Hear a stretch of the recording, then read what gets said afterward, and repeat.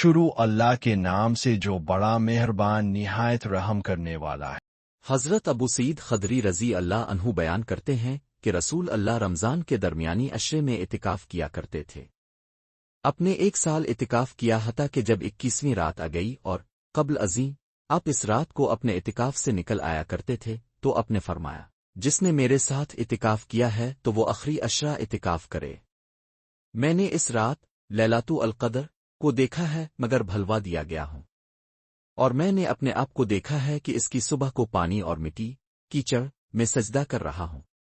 چنانچہ تم اسے آخری عشرے میں تلاش کرو اور اسے ہر طاق رات میں تلاش کرو۔ حضرت ابو سعید رضی اللہ عنہ فرماتے ہیں، چنانچہ اسی رات بارش ہو گئی اور مسجد کی چھت جو چھڑیوں کی بنی ہوئی چھپر نما تھی ٹپک پڑی۔